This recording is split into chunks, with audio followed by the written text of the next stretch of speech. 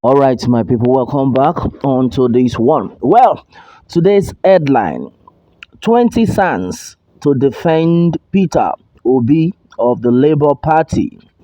TINUBU should avoid predecessors' mistakes.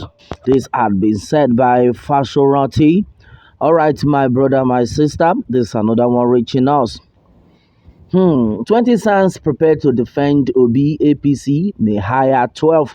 That's another one reaching us. Well, onto this one, it had been gathered that the Labour Party said it had engaged the services of at least 20 senior advocates of Nigeria to challenge the outcome of the February 25th presidential election on behalf of its presidential candidate, Peter Obi. According to sources within the party, the lawyers drawn from different chambers were being furnished with materials that would be used as evidence in court. The president-elect and then candidate of the All Progressives Congress, Bola Tinubu, was announced the winner of the keenly contested election last Wednesday. But the National Secretary of the Labour Party, Umar Farouk, disclosed some sons expressed their interest in joining the legal battle to prove Obi's case, while disclosing that INEC had lost its independence through its alleged collusion with the ruling APC by giving victory to Tinubu. Farouk said the Labour Party's hope was vested in the judiciary to do the needful. The leader of the Pan-Yoruba Socio-Political Organization, Afenifere, Pa Ruben Fasoranti, has congratulated the president-elect Asiwaju Bola Tinubu on his victory in the just concluded presidential election.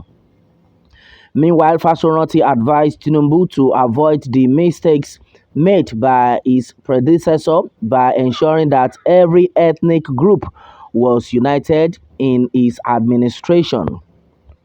This was contained in a congratulatory letter addressed to the president-elect by the Nigerian. All right, and the Fasoranti called on all Nigerians and the international community who might be aggrieved not to do anything that could set the country on fire, but take legal means to seek redress. All right, and then meanwhile, Wike led Ugwayin Autumn Ikpeazu to electoral defeat. All right, onto this one, it has been gathered that for months, reconciliatory efforts were made by chieftains of the People's Democratic Party to bring its aggrieved five governors back to its fold, but to no avail. For Yesom Wike, the governor of Rivers State and the leader of the Integrity Group, together with his four colleagues, Sheyi Makinde of Oyo State, Okeze Ikpeazu of Abia State, Samuel Otom of Benue State, and Ifeanyi Agwayin of Enugu State, there was no pathway to peace unless Iocha Ayu, the national chairman of the PDP, stepped aside before the elections. The governors premised their anti-IU stand on the alleged violation of the PDP constitution, which provides for fair distribution of elective and the national offices between the north and the south. They maintained that with Atiku Abubakar's emergence as the party's presidential candidate, IU's continued chairmanship was no longer acceptable. In several meetings held home and abroad, Wike assured the PDP that lessons would be learned the hard way, even as he vowed on behalf of others to reveal their adopted candidate before the election. But unlike Wike, who was not contesting any position, Makinde is seeking re-election, while the trio of Autumn, Ikweazu, and then Agui were seeking seats in the Senate to represent their respective senatorial districts. At the final collation of ballots, however, the outgoing governors lost their elections, granting their enemies and then political opponents the grounds to mock them. All right, and this is another one. Five ranking PDP lawmakers lose seat to Labour Party. Well, onto this, at least five principal officers of the People's Democratic Party at the Senate and the House of Representatives will not be returning to the 10th National Assembly. Some of the senior lawmakers lost their seats to newcomers in the February 25th legislative elections. Among the prominent senators who lost their elections to the Labour Party were Uche Ekwenife and then Stella Odua.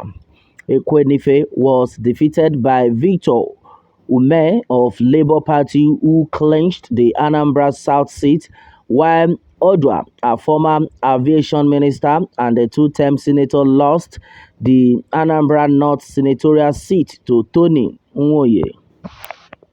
The deputy minority whip, Adesegun Adekoya for PDP in Ogun, is also among the lawmakers from the minority caucus that failed to secure a return to parliament as his party suffered a defeat in the hands of the ruling All Progressives Congress.